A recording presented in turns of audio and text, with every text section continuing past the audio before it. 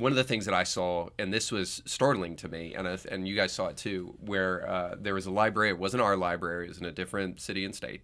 And they were saying, we keep this up, we'll have no more books on our shelves in the teens section, and all this stuff. And so I want to nuance that really, really quick, because one of the things I like to do is I like to try to crawl into the head of the opposition so that we're not just beating one drum and the sound of one hand clapping, but so that we can be fair about kind of what we're talking about, because I don't want to straw man an argument. So I think it's possible for parents to be a little bit too aggressive and to try to perhaps eliminate too much, but that's not what we're talking about at the table, right? Correct. We're not talking about maybe a difference of opinion. Maybe a Christian doesn't want Harry Potter in their public school library or in the public library.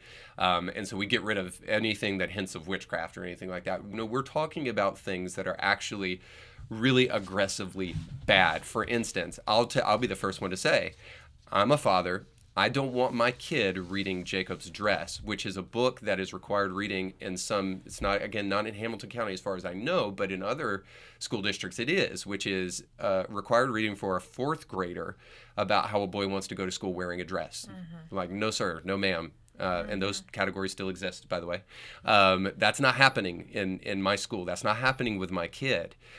So let's talk a little bit about what we're actually talking about so that we don't have, the let them read crowd with the fascist Nazi talk and saying you're trying to burn books.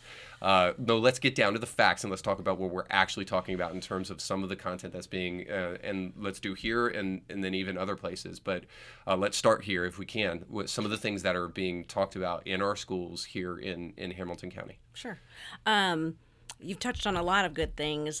One of the things I wanted to say was that in Hamilton County, there's such a large percentage of parents that either homeschool their kids or send their kids to private school. So those people will say, well, I've already saved my kids from exposure to this, so we're good. We're not going to do anything else. Or empty nesters or people without children.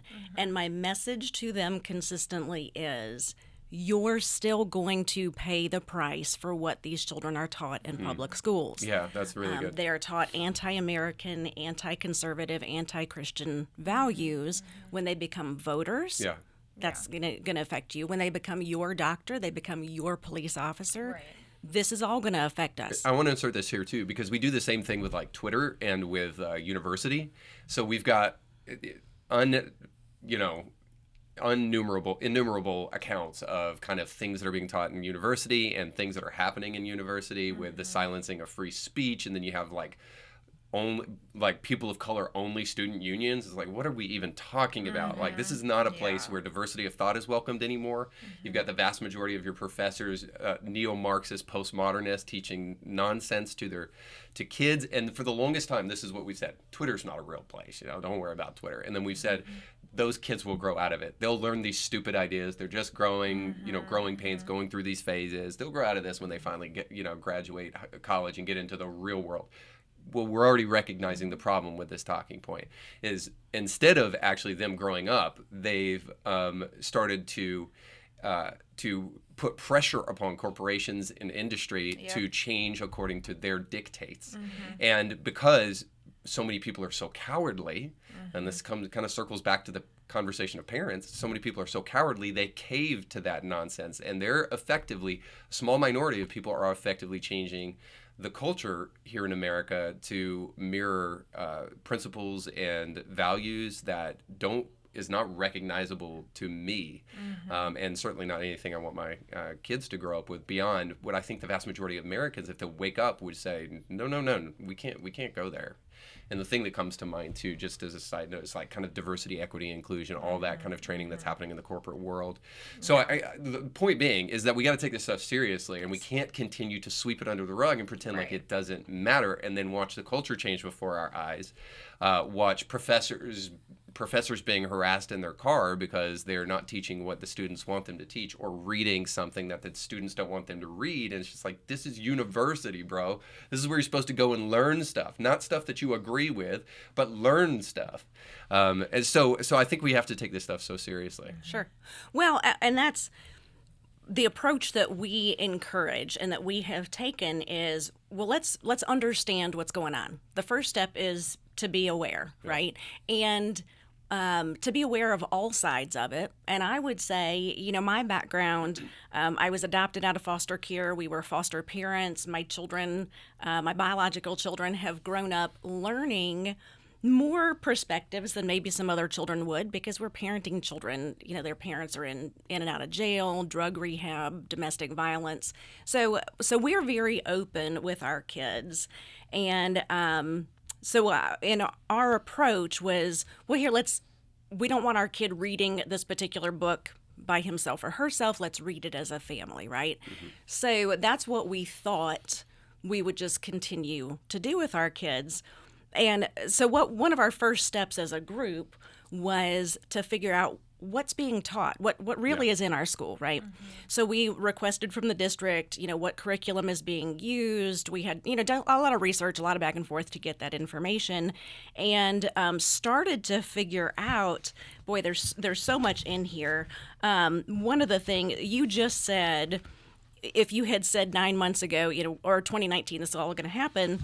One of the things, personally, somebody had told me, Bezos from Amazon is involved and Mark Zuckerberg, and I thought, oh, y'all are crazy. You are crazy.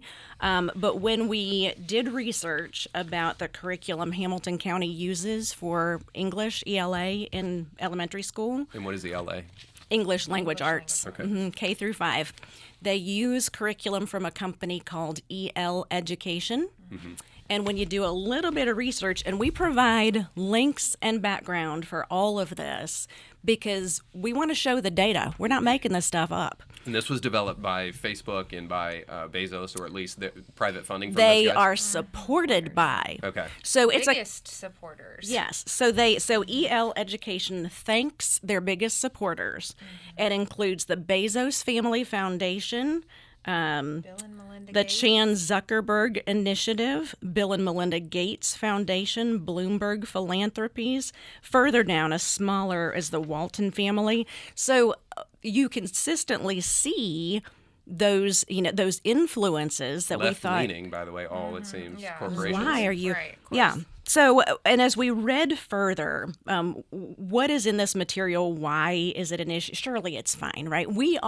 There's kind of been this societally accepted standard that in elementary school, you're going to keep material pretty G-rated, right? Pretty clean. And even through high school, you're pretty PG-13. We thought that was the standard. Yeah. Until we looked at actual curriculum, we looked at teacher training, and we've looked at supplemental material, recommended reading, summer reading lists, and you will be led astray by the other side, who is saying these things aren't in the classroom. They're just sitting on library shelves. Students are never going to have access. It's not required. Yeah. That's not true. They are putting these directly in front of students. One of the books, and this one was on the recommended reading list, was the first page of that book says, "You suck. That's what I'm going to say when I find you and shove it in your mouth hole." And so this was for what grade again? 8th through 12th grade. 8th through 12th, okay. You can catch brand new episodes of Indie Thinker with Reed Huberman every Monday, and weekly bonus episodes to keep you thinking throughout the week. But you have to subscribe and click the bell to be notified when new episodes drop. If you enjoy this content, make sure to like this video and share it with friends.